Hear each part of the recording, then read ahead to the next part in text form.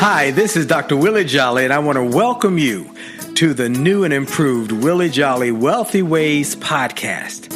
After many years of interviewing the best and brightest thought leaders around the world on my SiriusXM show, I am excited to now have those interviews available to people around the globe on this podcast. So many people would write us and say, I love what I've been hearing about your interviews with these great people. Where can I access them? I live in this country or that country, or I don't have access to that technology. How can I get the information? Well, I'm so excited now that we are able to offer the information and the interviews free on this podcast. So we want you to sit back and enjoy this message and let me know how you like them. And then do me a favor. If you like them, send a review, write a review and post it. And if you like it, hit like on here and share it and tell everybody you know about it, and then subscribe to this podcast so you'll get the alerts when we post a new interview episode. Thank you for listening and enjoy the Willie Jolley Wealthy Ways podcast.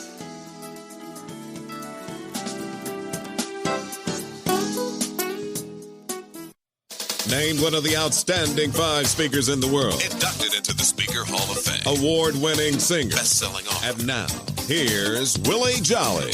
Well, it's another great day. This is Dr. Willie Jolley, and yes, I do have only just a minute, only 60 seconds in it. It's forced upon me. I can't refuse it. I did not seek it. I did not choose it, but it's up to me to use it. I must suffer if I lose it, give account if I abuse it. Just a tiny little minute, but our eternities are wrapped up in it. Well, I want to thank everybody for tuning in, and I want to start by asking you a question. What if you could have conversations with a great number of the U.S. presidents, and you could get insights into their thinking and how they came to be and how they impacted the world by their thinking? Well, today we've got one of the great authors, one of the great businessmen, and a media personality who has done an incredible book on the U.S. presidents. My special guest today is David Rubenstein, and this is a book that you're going to want to run and get, and I'm going to tell you more about it. Well, I start every show with that 1 minute, God's Minute, by Dr. Benjamin Mays, who was Martin Luther King Jr.'s mentor. And then I tell you about how that minute has transformed my life and so many other lives. It's God's Minute. I take a moment at the beginning of every show to thank God for life and strength and health. Thank God for the opportunity to be in the land of the living, but also to be able to do what I love to do.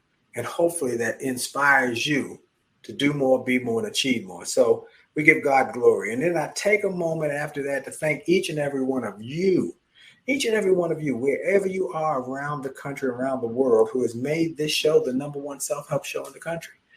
It started at the bottom of the totem pole. Due to you, it's now the number one self-help show.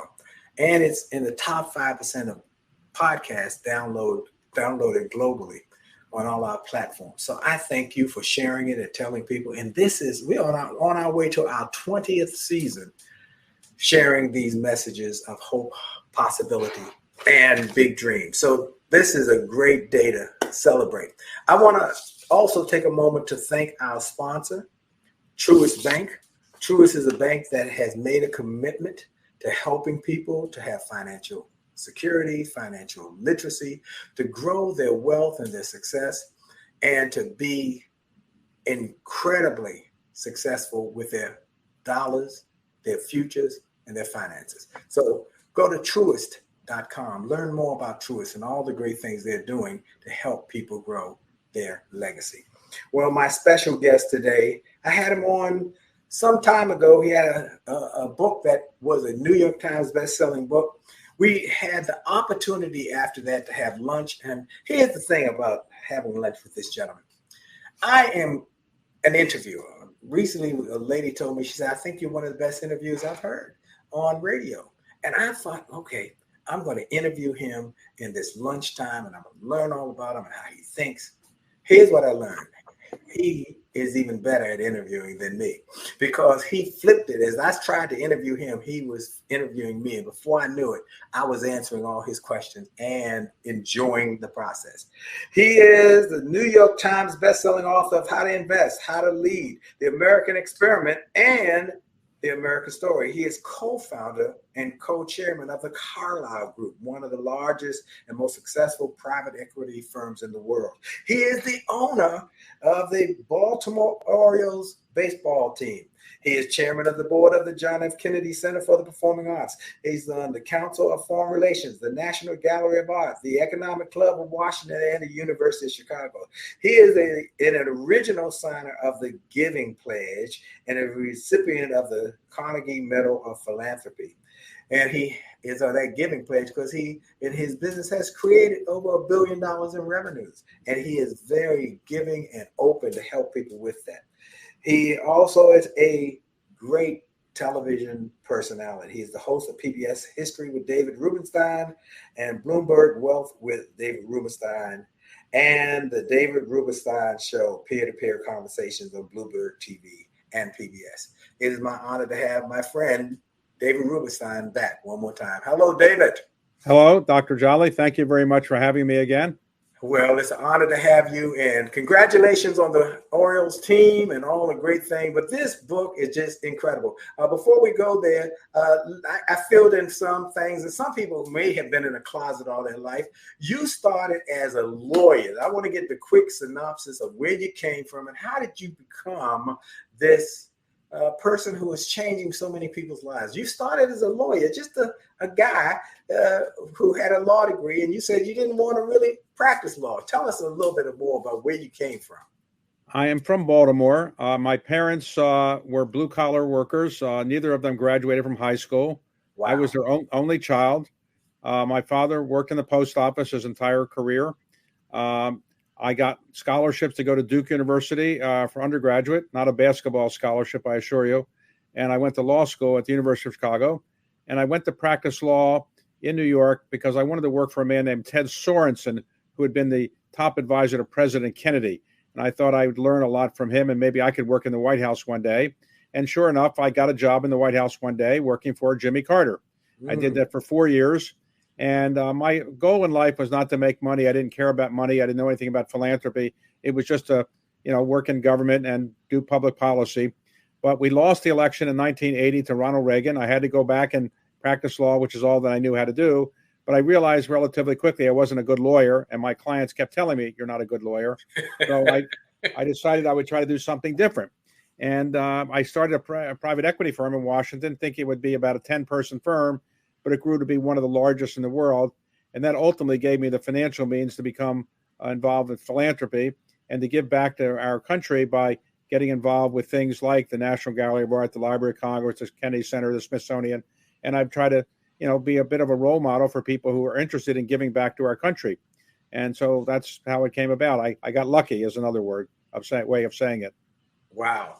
Well, speaking of philanthropy as well as historical, I went yesterday to the White House Historical Association's new museum, the White House Experience. I think that's the name of it, at 1700 Pennsylvania Avenue. I would encourage everybody to go and see that. You're involved in that, I assume, with the Historical Association. I am. I was, I guess, their initial donor for that project and still one of their big donors for that. But I've been a long-time donor to the White House Historical Association. It tries to remind people the history and heritage of our White House. That's why I enjoy it. And I work there, too, as well. Wow. It's an incredible museum. It's free. They asked for a donation, which I gave them one. But more importantly, it's a scaled down version of the White House of things we never see as people who might not be part of the White House lifestyle, or in the White House at the personal level, on the floor with the residential area, all the different historical things that have happened, the changes. It's incredible. And I encourage everybody, if you come to Washington, to go and see this great museum. Washington is just an incredible city because so many of the museums are free, and you can get a taste of what is going on in America. Okay, so David Rubenstein, you started as a lawyer, and let me take a moment. Ted Sorensen, if I'm correct, didn't he write a lot of the speeches for John F. Kennedy? He did. The inaugural address of John F. Kennedy, given on January 20th, 1961, is one of the great inaugural addresses in our country's history. Ask not what your country can do for you, but what you can do for your country is the signature line of that speech. He also helped to write many other speeches and works done by John Kennedy. And so I admired him a great deal. Wow. Well, I'm so impressed with the fact that you were able to work with him and be a part of his life. And he was a mentor of sorts, was he not? That's correct. And I dedicated the book in part to him. Oh, fantastic. Well, the book is called, for those, I was putting y'all on a kind of making you kind of hang on for the name of the book. It's called The Highest Calling, Conversations on the American Presidency. And it is incredible. You actually have met and interviewed American presidents, is that correct? Well, I've interviewed the living presidents over a period of time. In this book, I put in 4 interviews with presidents: President Clinton, President Biden, President Trump, and President Bush. Those are the 4 live ones. I've interviewed President Obama at another occasion, but I put in those interviews, which I did recently, and then I had interviews on great scholars on Washington, Lincoln, Roosevelt, and so forth. Okay, so there are a number of great scholars that some of them have written great books about these great presidents, and David goes into great detail, helping you to understand how this is such an incredible job and what people were thinking. Most Americans have a good idea about, the fact that there's a person who is the president, but they don't understand that this probably is the most powerful position in the world, but it hasn't always been. And I thought that was intriguing. Tell us about that, David. Well, when our country was first created in late 1700s, and really right after the Revolutionary War, we had 3 million people in the country, 3 million people. And we weren't a great international power. Not until the World War I did we really become a global power. And it really was recognized by the world when Woodrow Wilson went to Paris to help resolve the World War I. He was met by hundreds and hundreds of thousands of people in the streets of Paris cheering him. And that was the first time that people realized that the most important position in the world really is the President of the United States. And certainly since Wilson, even more so since FDR, and even more so today, whatever the President of the United States says influences everybody around the world. There are roughly 8 billion people on the face of the earth, but everybody is really affected by what the President of the United States decides to do. Absolutely. And when I was speaking in Australia and New Zealand and South Africa, I realized that the people in other countries, they look at America as the lead. Whatever America does, that's how they kind of follow along. And they see us. And someone said, if America sneezes, the rest of the country gets a cold or the flu. Am I right about it? That's correct, because whatever president decides in our country is going to influence everybody these days, and everyone recognizes that. One of the most important points, though, I want to get out to your listeners and viewers is this. We have about 160 million people that will vote in the upcoming presidential election, 160 million. But 80 million people who are eligible to vote, who are citizens of this country, eligible to vote, will not vote. So we often complain about the choices we have or what the president's doing, but I think you have more of an obligation to influence the decisions of what the president does by voting. And so rather than complain about the candidates or what they're doing, vote and you'll have some impact. And so I encourage people to get registered and vote. I concur. I want everybody to vote. It's critically important. Well, we're going to take a quick break. We'll be right back because you're listening to the Willie Jolley Wealthy Way Show with my special guest, David Rubenstein. And for sure, the best is yet to come. We'll be right back. Pick up the phone and just call on me. Won't Friendship is not about being convenient. It's about being committed and consistent. You can call on me when you need me. Call me. You can call on me. Call me. You can call on me. Pick up the phone. You can call and call me.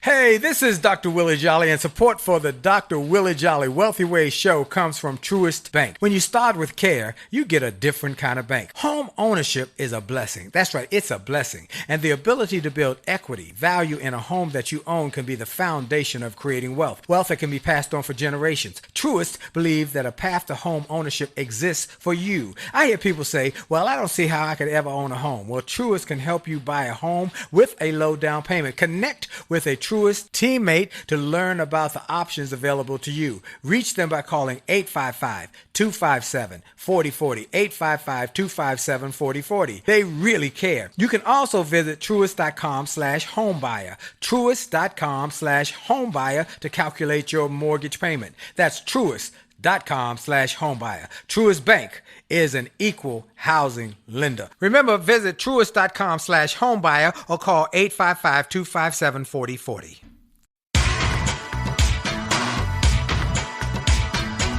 And we're back. You're listening to the Willie Jolley Wealthy Ways show and podcast around the world. You can hear the podcast.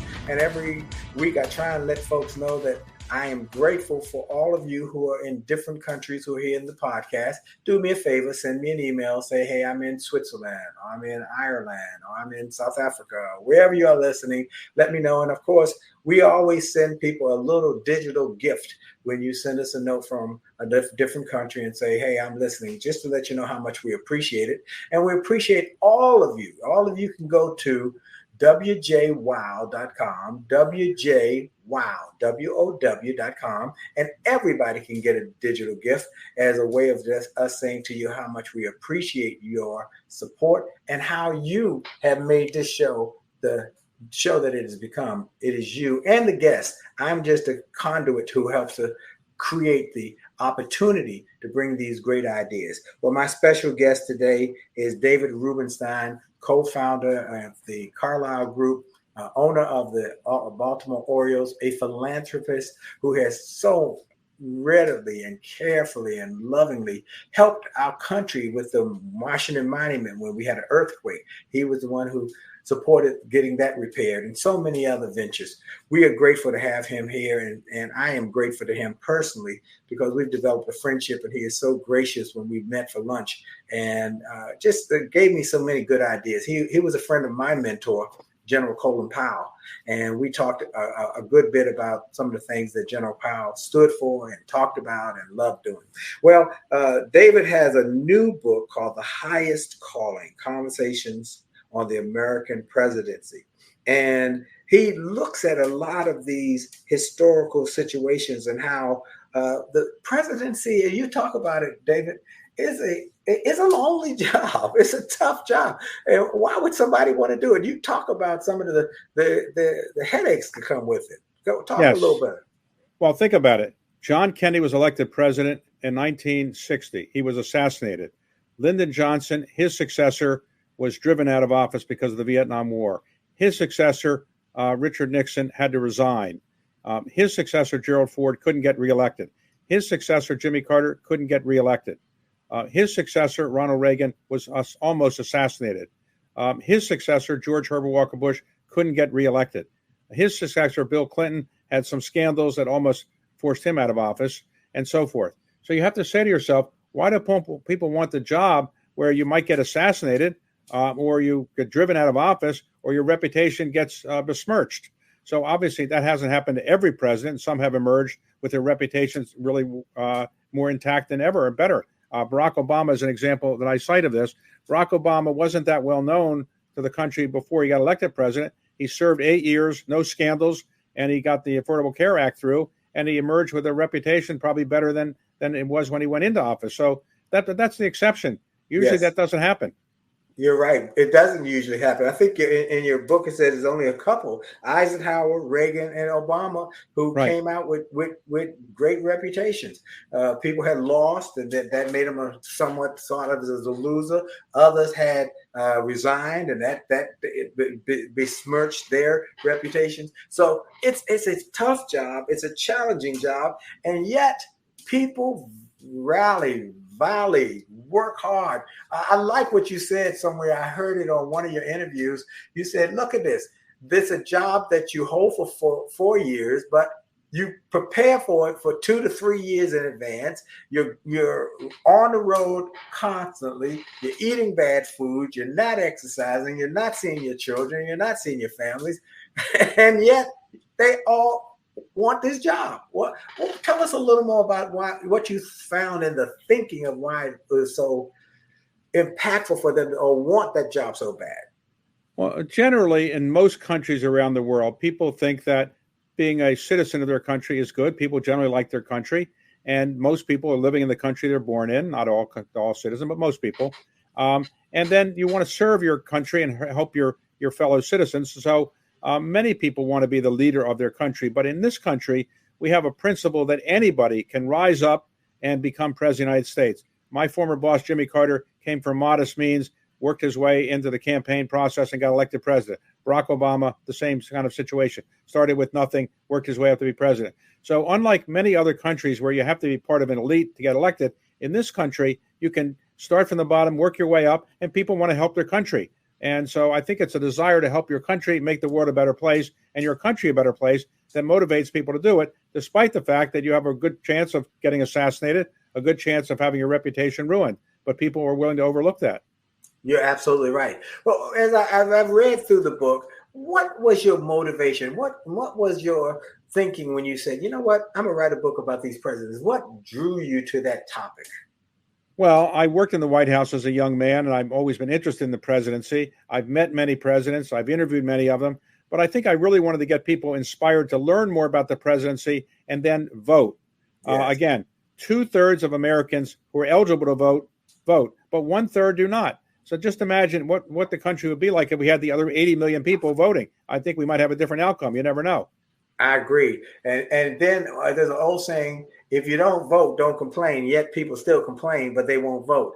They'll come up with some reason for not voting. And yet this is how American democracy works. You vote. You use your voice and your vote. And I'm agreeing with David Rubenstein, and I'm agreeing with those who have been beating this all the television, radio. Please vote, vote. Vote, take advantage. And as an African American, we did not have the right to vote at one point in this history of this country, and people lost their lives. People they've lost their homes, their fortunes. They went through all sorts of trials and tribulations to fight for the vote and to not vote. I think it's just it's a sacrilege to not vote. To vote, please, folks. We encourage you. Now think about this. We sent soldiers overseas in several world wars, and we've had wars in this country, the Civil War, where African Americans were asked to fight for their country, but they weren't allowed to vote. Right. Amazing. And so I'm encouraging everybody, and those who are African American who say, well, I don't agree with this, or I don't feel like that. Please, we're inviting everybody, encouraging, imploring everybody to vote. 80 million people who don't vote. I didn't know that number, David. I thank you for sharing that because this is a major point. So this American Presidency book is a compelling book because it tells you as a reader how the different presidents thought and some of the things that we might not have known about. There were just incredible lessons. We talked about the fact that Woodrow Wilson went to Paris in 1918, and that's when he realized how robust and colossal the U.S. presidency was. But I love this, that was a stark contrast to Thomas Jefferson, who walked by himself, no security, no staff, no family, from his boarding house to his first inauguration. The presidency changed, the world changed, and people watched the presidency and saw it. And then the other thing I thought was important and impressive, that Jimmy Carter, what you said, I want to go back to that in a minute. He was a peanut farmer, governor of Georgia, but what he did was he took the presidency, the campaign for the presidency, on the road. He went and campaigned and went door to door almost. Isn't that what changed things a lot for the campaigns? Carter was not that well known. It was widely thought at the time that nobody from the South could get elected president of the United States, and Carter tried to prove them wrong. But remember, he came onto the national scene with very little money. He was staying in people's homes every night instead of hotels because he couldn't afford hotels. He got on everybody's radar screen when he, quote, won the Iowa caucuses. But he really didn't win the Iowa caucuses. What happened was this. Iowa caucuses now require about 150,000 votes to, quote, win it. Carter came in second to undecided. That really won. And second required only 12,000 votes. So getting 12,000 people to vote for him in the Iowa caucuses propelled him to New Hampshire and then on to the nomination and on to the presidency. So wow. Each vote can mean a lot. And today, while we say my vote doesn't count very much, your vote counts a lot, particularly in certain states, which are going to be very close in this election. If you are a voter in Pennsylvania, you're going to have a big impact in the outcome of the election. If you're a voter in Michigan, Georgia, Arizona, Wisconsin, those states are going to make a big difference. And if you don't vote in those states, you're really going to be very upset, I think, in the outcome ultimately. Yep. If you don't vote, you, and particularly in those swing states. But I'm encouraging everybody in North Carolina. My daughter's in North Carolina. I told her to call everybody she knows and tell them to register to vote. I'm telling everybody in Pennsylvania. Ohio is another big state. We're telling people to go to the polls and vote. Get registered. Make a point of being active. Being active is making a difference. And I always talk about, for those who are listening, and I think most people who are listening to this will be those who are already proactive, but the podcast, we got a lot of young people who listen to this on the podcast. I'm encouraging all of you to use every ounce of power that you have, which is something that maybe this is your first time voting, or this is your first time having the opportunity, or maybe you sat it out one time. I'm encouraging you this time. Please listen to David Rubenstein, listen to myself, vote, go register and vote, because they're going to make a world of difference. And if you don't vote and things don't go the way you like, and the world changes because of that, and that one vote could have made a difference. It's the small things that make the big difference. Everybody doing a little bit to make the culmination of a greater whole. So everybody, please vote. David, isn't that correct? Correct. And remember, we have an undemocratic system in some respects, nothing we're going to do about that, but we have an electoral college system, and there sometimes some votes mean more than other votes, and it's unfortunate sometimes, but in 5 cases, we've had people who did not get a majority of the popular vote became president, and that's not as democratic a system as you might prefer. That's right. That's right.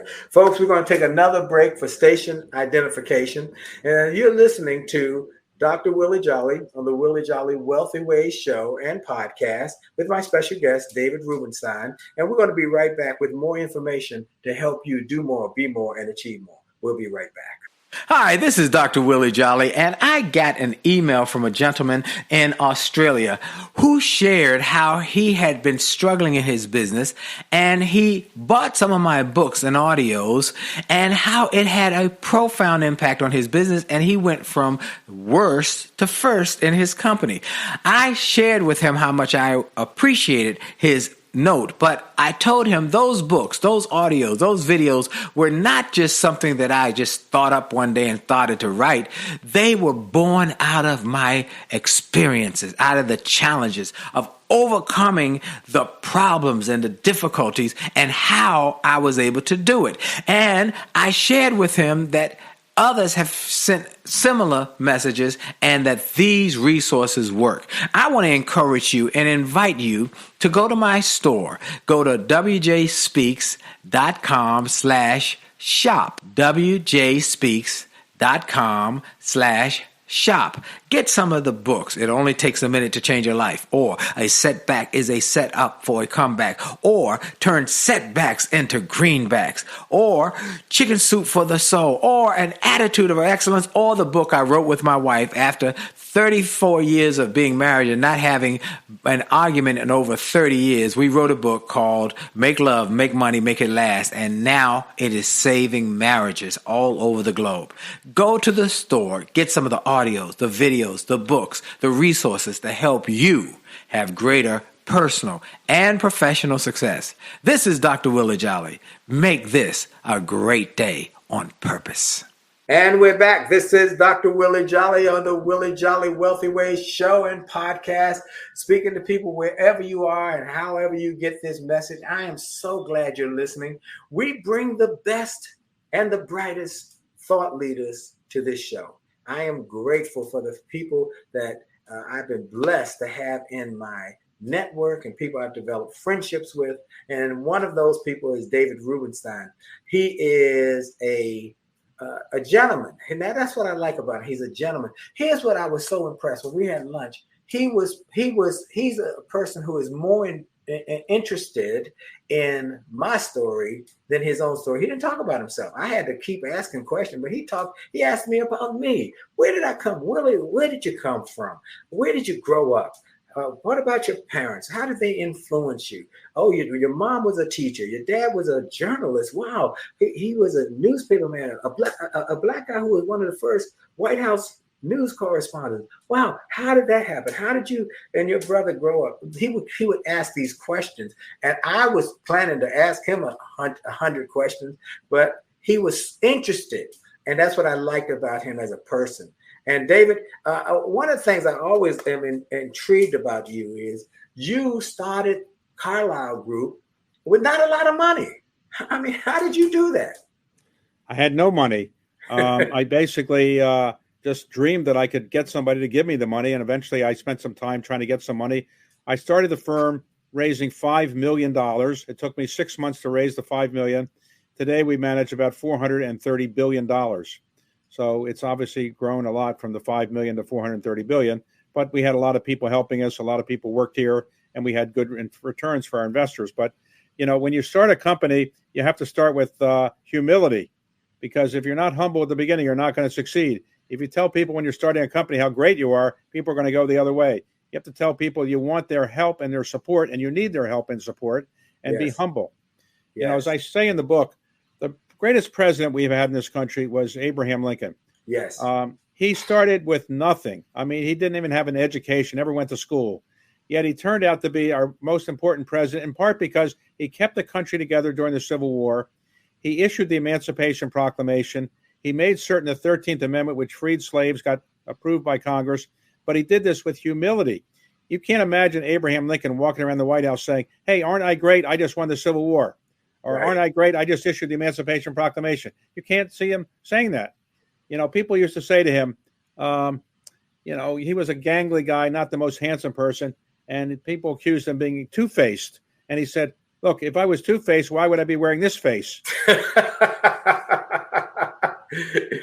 Absolutely. So you went to these scholars and got deep insights into so many of the former presidents and the historical presidents, let's put it like that. And people like Lincoln and about Calvin Coolidge and different ones. Tell us some of the insights that came up out of this that can help an entrepreneur or somebody who's growing a business. Look, Abraham Lincoln came to Washington, D.C. in a very circuitous route. He didn't just fly here on a plane. He had to take a train, but the train had to go through many different states because he couldn't go into the Confederate states because he might be assassinated. And even with that, he did 64 different station stops along the way to get to Washington from Springfield. It took him a couple of weeks to get here, and he wanted to identify himself to American people because they didn't really know what he looked like in those days. But in Baltimore, there was an assassination plot underway, and he had to change trains and hide himself and come into Washington under a bit of a cover to camouflage himself because he was afraid, and his guards were afraid he would be assassinated. FDR was one of our greatest presidents in the 20th century, but he got to be president of the United States after he had polio. And many people think that the polio enabled him to become president because he was not considered a great leader before he was struck with polio. But the polio gave him such grit and determination and perseverance that it made his character so much stronger that enabled him to become president and ultimately become a great president. We have people like Barack Obama, who started with nothing, with a funny sounding name. He had lost the House seat 2-1 in the 2 years before. He ran for the Senate, got elected, and then ran for president 4 years later. And it changed the face of history. No one thought at the time that would be possible. And in fact, I've said in the book that if the founding fathers came back today and they were to look at the country's history over the last 250 years, what would most surprise them? Probably that an African American got elected president of the United States. Right. Remember, when they left the country, they were slaves. African Americans were slaves. Right. And the one would be president of the United States. That would be the most shocking thing to the founding fathers. That I think you're absolutely right. And if they came back, and I'll say it out loud, if they come back in January, hopefully they will be really shocked that a Black Indian woman will be the president of the United States. That's my hope. You don't have to say anything, David, because you're not. This is my show. You don't have to make a prediction. But I am encouraging people to vote. I'm supporting, endorsing Kamala.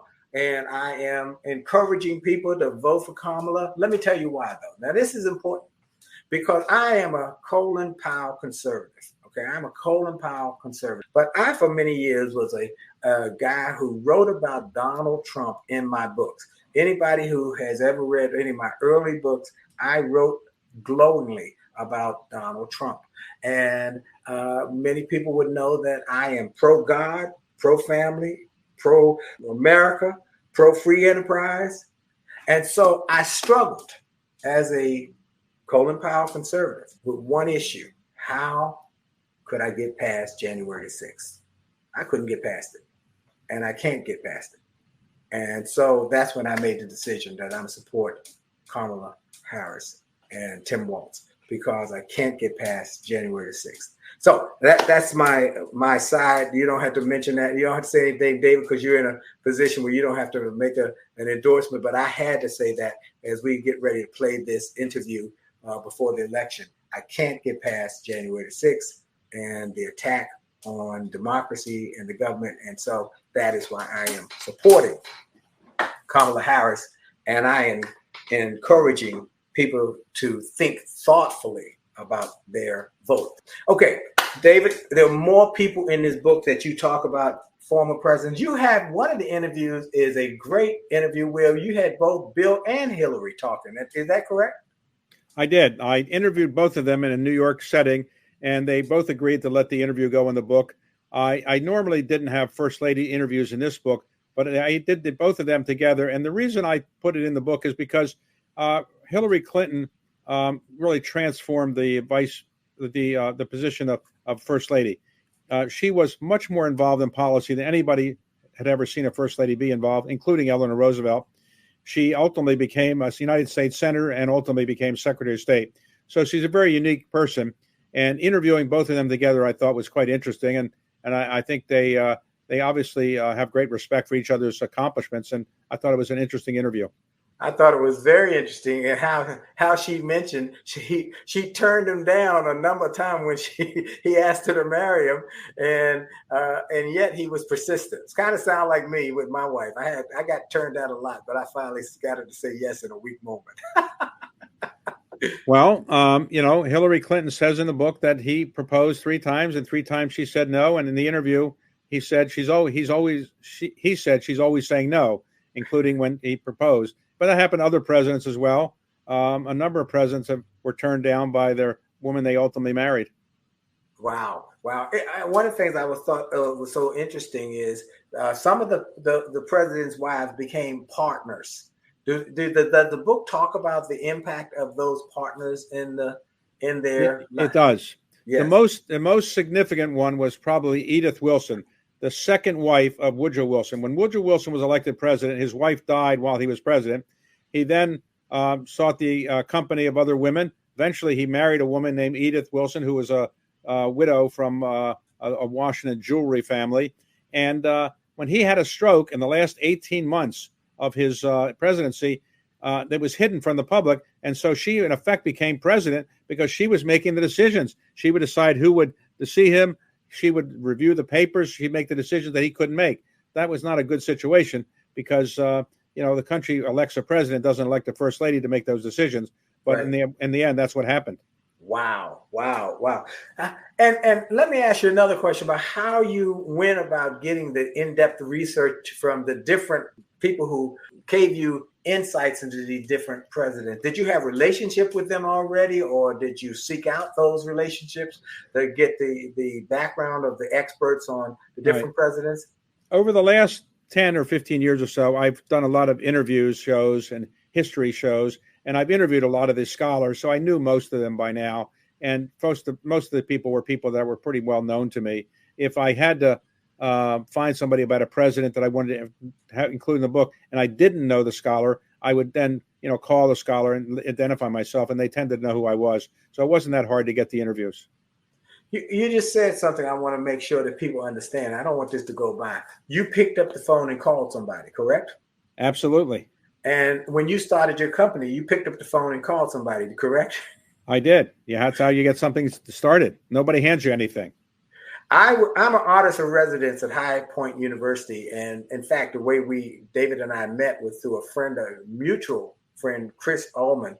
Chris is also a artist in residence at High Point. And for those who have never heard of High Point, look it up. High Point University is now been deemed the #1 best run university in America under the leadership of the incredible Dr. Nito Cobain. But anyway, I was there last week for my annual visit where I speak to the students. I spoke to all the freshmen, and then I spoke to a number of the other classes and groups. And there was one class was on venture capital. I had never seen a college offer a class on venture capital.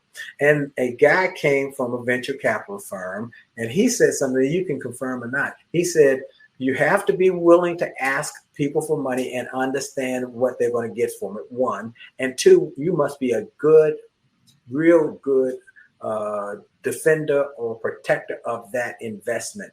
He said 99.5% of the proposals we get, we turn down. Wow. I said, really? He said 99.5% of the proposals. We only accept about 5%. Is that something close to what you did as you were growing your company?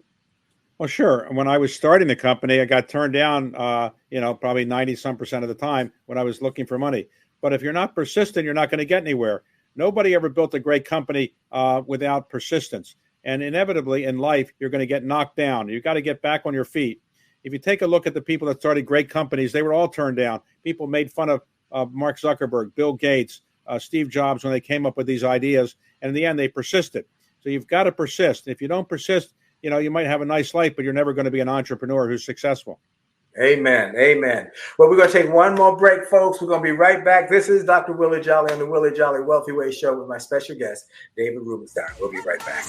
If you're serious, you'll make a way. Hannibal said, if you cannot find a way, then make a way. See, it doesn't matter what happens around you or what happens to you. It only matters what happens in you.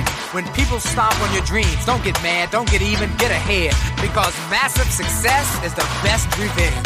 So when people laugh at you and they try to put you down, take that negative and turn it all around. Grab hold of your dreams, let it set your soul on fire.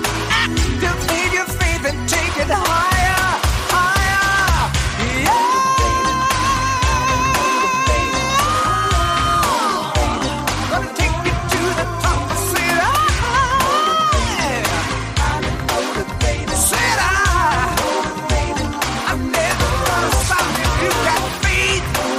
God's got the power.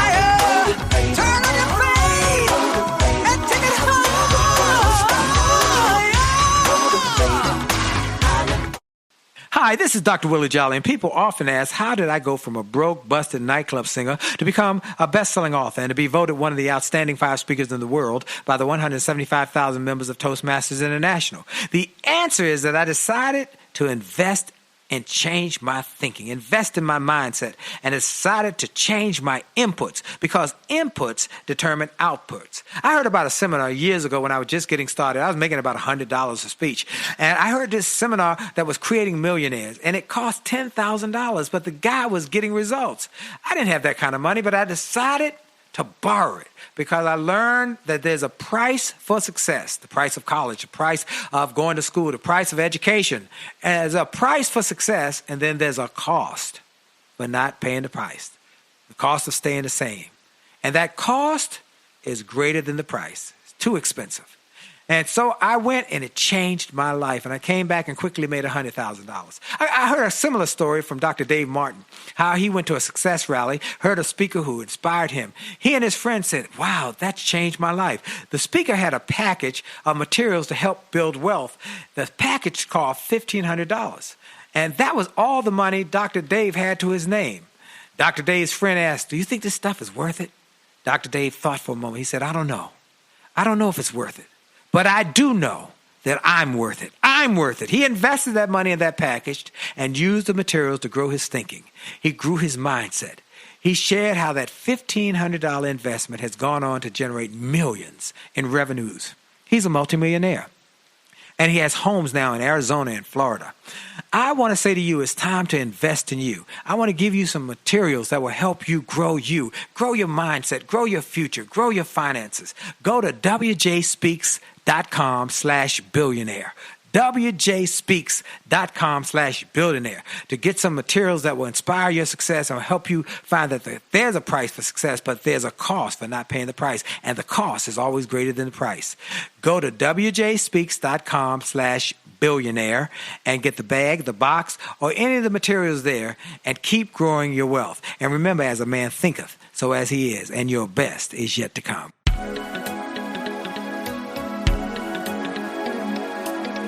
And we're back. Dr. Willie Jolley on the Willie Jolley Wealthy Way Show and Podcast with my special guest, David Rubenstein, who has an incredible new book, and it is called The Highest Calling, Conversations on the American Presidency. David, where can they get the book? Please, I want them to get multiple copies. Well, in any bookstore. It's now this week, Sunday, it was on number 8 on the New York Times bestseller list, and it can be ordered through Amazon or through any bookstore. It's on every bookstore, major bookstore in the country now. Amen. That's fantastic. Congratulations, as always. Thank you. And let's talk a little bit more about, is it also an audio, by the way, David? It is. And the audio is different than the audio of many books. I did not have a professional reader read the text, which is often done. I had the actual interviews. So if you want to listen to Bill and Hillary Clinton, or you want to listen to the people I interviewed, like Joe Biden or so forth, you can listen to the actual interview on these books. Tell me about Joe Biden and what you learned from Joe Biden's interview and about him and his thinking. And I think this has been a challenging last few years. We had COVID and that impacted the supply chain and so many other things. Tell us some of the things you learned about Joe Biden and how he thinks. I've known him for a long time. He was the first sitting United States senator to endorse Jimmy Carter when Carter ran in 1976. Joe Biden was elected to the Senate at the age of 29 and a half. Too young to actually become a senator. Had to wait till he was 30 to be sworn in. He's a person who came from blue-collar, humble backgrounds, worked his way up. 36 years in the Senate, 8 years as vice president, and 4 years as president. When I interviewed him, I thought he would be the nominee of the party this time. But about 2 weeks later, that didn't happen. As you know, the debate led to not becoming the nominee. He's a very jovial person, easygoing, backslapping type of person, blue-collar, lunch bucket kind of Democrat. And I think what he's accomplished is pretty incredible when you think about it. He got the CHIPS bill through. He got the infrastructure bill through. We didn't default in our debt. I think he's done some pretty impressive things supporting Ukraine and so forth. But he's obviously going to go down in history as a person who would like to have served another term, but in the end probably couldn't have done so because the party was moving away from him. But a likable person for sure. Got it. And so also you interviewed one of the Bushes. I don't know which one, which Bush. I interviewed George W. Bush, 43. He's I had a close relationship with his father, who passed away a few years ago. But for this book, I interviewed George W. Bush. And the reason his name is George W. Bush is this. I asked his father once, why didn't you name him George Herbert Walker Bush Jr.? Why did you name him George W. Bush? What happened to the H? He said, when I was a little boy in Greenwich, Connecticut, people made fun of me for having two middle names, Herbert Walker. And they said, how do you have two middle names? People laughed at me. So he said, when I have a boy as a son, I'm never going to have two names. So that's why just George W. Wow. George W. is a person who never expected to be president, was not interested in politics. It happened relatively late in life. And he overcome some challenges. He drank too much early on in life. He was not a serious person, but he overcame all that. And I'd say today he's a very content person. He's happy with his life. He's painting, as you probably know. He's got a library in Dallas, and he's got, I think, 4 grandchildren now, and he's a very happy person. The hardest thing in life is to be happy, and I think he's a very happy person today. Your first president that you remember as a person was Eisenhower. Yes. And tell us a little bit about what you remember or what you learned, because he was a great general, and he was a president who won 2 terms. Yes, Dwight Eisenhower is an example of someone like Ulysses S. Grant or Thomas Jefferson, about whom you could say the most significant thing they did with their life was not be president of the United States. Thomas Jefferson thought the most significant thing he did was not be president, but write the Declaration of Independence. Ulysses S. Grant would probably say the most significant thing he did was win the Civil War. Eisenhower would say probably being Supreme Allied Commander and on D-Day was the most significant thing. But he didn't want to be president. He resisted it for a long time. But he became president for 8 years, no big scandals, did a very good job, got the interstate highway system built. He got our space program off the ground. We had no wars, no soldiers were killed during his time. But I thought when I was a little boy, he was old, really old. And I remember thinking, who is this guy? Has no hair, and he looks so old looking. Well, I remember that he looked so old compared to John Kennedy. But maybe he wasn't that old, I thought. I looked it up recently when I was working the book. He was elected president of the United States when he was 62. 62. Wow. That's a teenager today to me. Right. So, that's right. Wow. Well, David, you have done this incredible book, and it is just a great historical walk along with George Washington. I loved how George Washington really did not want to be president, did he? No, because no member of his family, no male member of his family had ever lived past the age of 50. And when the opportunity came along, he was 57. He said, look, I'm probably not going to live much longer. So he didn't want to do it. When he got the job, elected unanimously, after a couple of months, he was so upset with Congress, he wanted to quit. He couldn't stand the job. They talked him out of it. He didn't want to serve a second term. They talked him into running a second term. But after 2 terms, he said, I'm out of here. He's gone. And then he retired and went back to Mount Vernon. Wow. Well, this is it's one story after another. And all of these great lessons from John Adams to Thomas Jefferson, just one after another. I want to encourage people again to go, and particularly the stories about Abraham Lincoln. I was just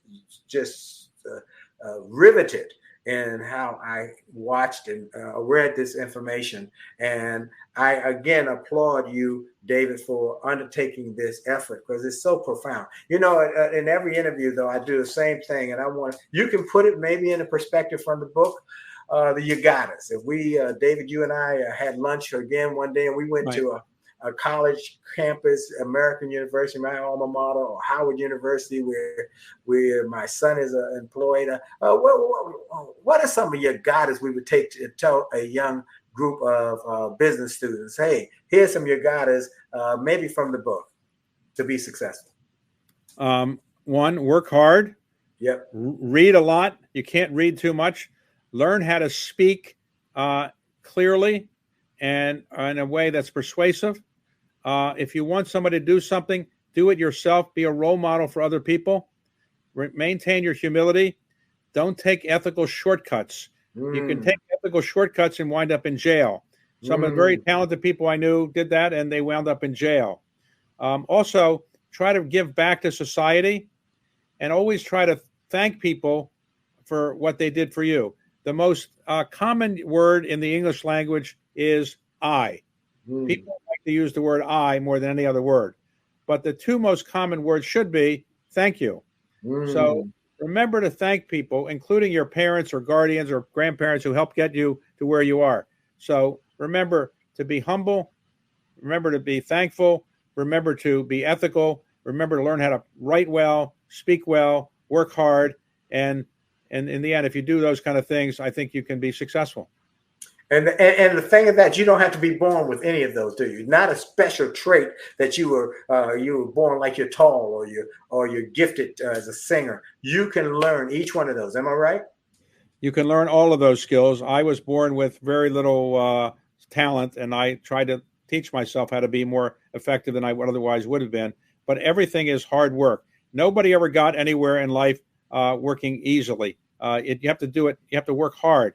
You know, if your father is very wealthy, he might give you a lot of money, but in the end, you're not going to be successful or happy because you realize he gave it to you. You have to get it on your own. Even if you come from a wealthy family, work hard. Work hard. Work hard. The only place where success comes from hard work is in the dictionary. Work, you must work.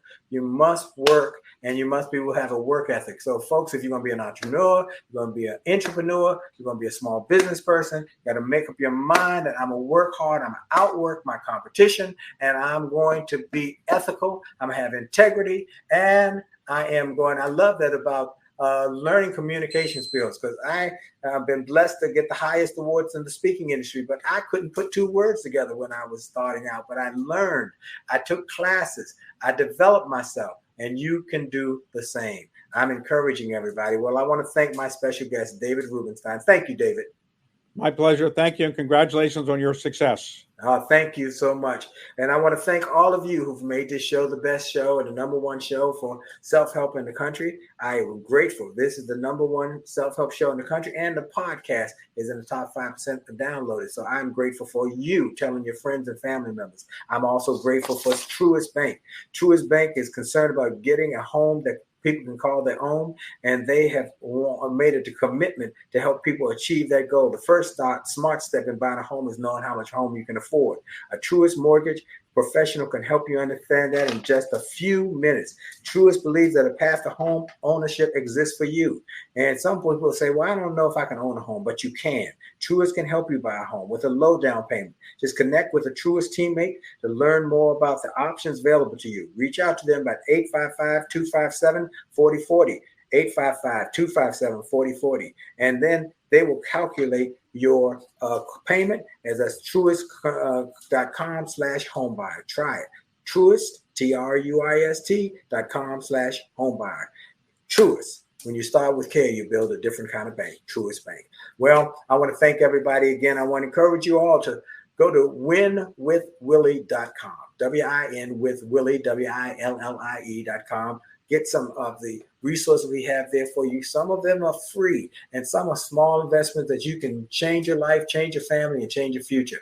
Also, join us every Monday night at 9 o'clock Eastern on A Jolley Marriage on Facebook, A Jolley Marriage on Instagram, Willie Jolley LinkedIn Live for the Willie and D Jolley Marriage Show, the Jolley Marriage Show, where we talk about what we've learned in almost 40 years of marriage. We'll be married 40 years in June, and we wrote the book, Make Love, Make Money, Make It Last. Join us, and you'll see some of the things we give people to help them. And last but not least, share this with everybody you know. And remember to make the most of each and every minute, because your best is yet to come. Have a great day on purpose. God bless you.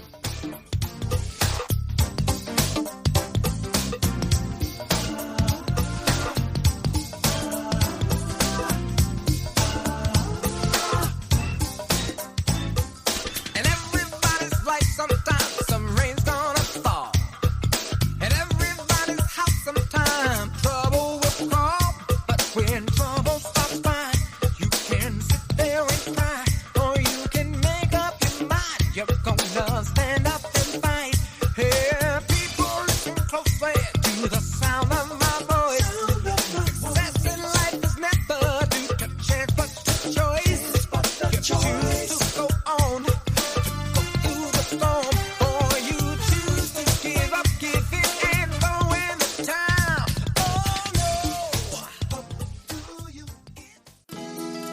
Well, I hope you enjoyed this podcast episode, and I hope you got something of great value. And I hope that you were inspired, you were motivated, you were empowered, and you were encouraged to live your best life. I hope this information and this inspiration will help you to do more, be more, and to achieve more.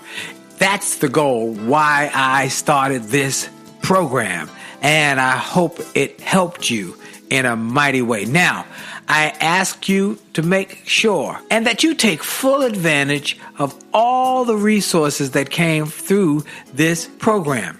I hope you go to wjspeaks.com/gift and get some of the free resources that we have there for you. I hope you go to wjspeaks.com/shop to get some of the books that we have created, that we've labored over to make sure that they will deliver a powerful message to you. I hope you go to williejolly.com/billionaire, williejolly.com/billionaire, or wjspeaks.com/billionaire to get the box that it will inspire your whole family, or get the bag of books. Make this a great day, a great week, a great month. And remember, it is true that you are blessed and all things are possible for them that believe. So make the most of the belief that you have now in your future. This is Dr. Willie Jolley. Have a great day.